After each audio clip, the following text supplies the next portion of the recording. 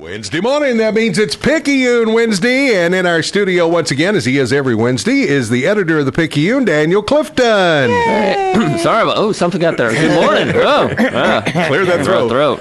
And at the end of the interview, if you're not getting the Picayune, we'll tell you how to go about doing that. Did you have a good Labor Day weekend? Yeah, I went to Lego Fest. Oh, really? Well, the boys, we took my boys, and the boys went. It was just me. You know, Yeah.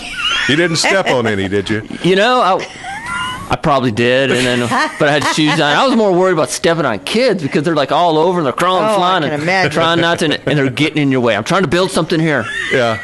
Give me that piece, you know? Yeah, Legos are great. If you don't have a burglar alarm in your house, just lay them out on the floor right in front of the door. That is a good idea. You'll know when they come in, believe me. Well, let's talk about what's in this week's edition of the Picayune. Of course, we are coming up this week on the, 14th anniversty of 14th or 15th, 9/11? Yeah, 2001. Wow. Yeah.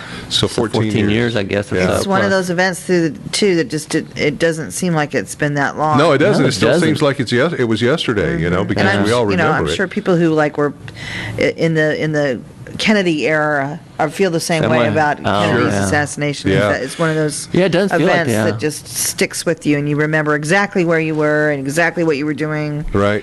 And for the September 11th, 9/11, you've got a story about that in this week's edition. Yeah, the Marble Falls Noon Rotary has held a ceremony, a remembrance ceremony, I think, almost every year since that date. Mm-hmm. And so they take time to remind us, 9/11, but they also use it as a celebration, except for our local first responders and police and EMS and firefighters, to remember how important they are, because we really don't take time sometimes, because we always think we overlook them until you got to make that call. Until you got to make that call. You're exactly right. Yeah. You're exactly right. Well, we remember 9/11, and you can read about it in this week's edition of the Picayune. Another interesting story that I saw, because my boys are really into surfing, and I opened the front page and it says "Surf's Up," and then it's like, did I read it right? Surf's Up on the lake? That's right. Yeah, it's an Austin Wake Surf Club is hosting their qualifiers for the World Championships on Lake Marble Falls this weekend, Saturday and Sunday. And it's wake surfing. It's not wakeboarding. Okay. It's actually a surfboard, and they set the boat, and they explained to me what he does. You have to put certain ballast on one side of the boat so it throws a bigger kind of weight. And then the people surf behind the boat. And they have to do a number of tricks. Now, of course, it's not the big waves you're going to find on the It's not like Hawaii, but yeah. And it's and they surf behind it, and they do tricks and different things, and they're judged. And there's a World Championship later in September, over in Arizona. Is that right? Wow. And the Austin Wake Surf Club is the largest club of its kind in the world. Wow. How exciting. Yeah, that's cool. So the club that's in our area here, are we going to be able to see anything going on Lake Marble Falls? Yeah, because they'll do it right there at Lakeside Park. And if you look at Lakeside Park, you just can sit up there and watch. Yeah, just like if you were watching Lake Fest. Yeah, and it's a great venue. And that's one of the reasons, guys, they picked it, because it was such a good venue for folks to come out and just to watch, too. Wow. And then if you're interested in trying to wake surfing, they're going to offer some lessons on Friday. They're supposed to have a boat here Friday. And if you look in the story, it says where to contact and stuff, as far as if you want to try to do a lesson. That's awesome. I don't know if I could do that, but I could cause the wake.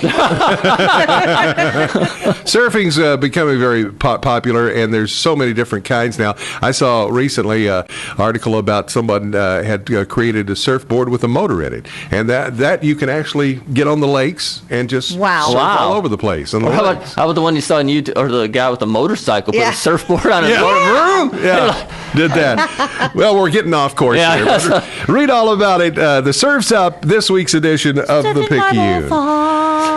And then finally, we want to mention our star here. She's now going to be starring in the next play at the Hill Country Community Theater.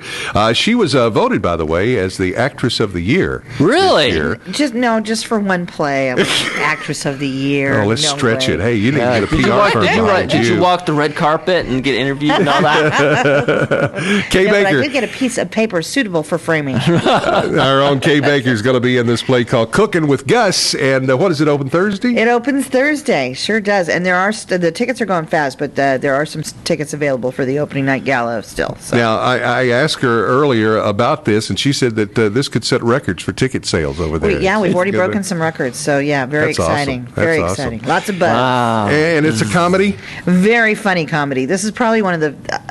I had never heard of this play until I read the script, and it is so funny. All right. Well, you're going to be... Your stomach's going to cramp up from laughing, I hope. If I do my job right. all You right. do your job right.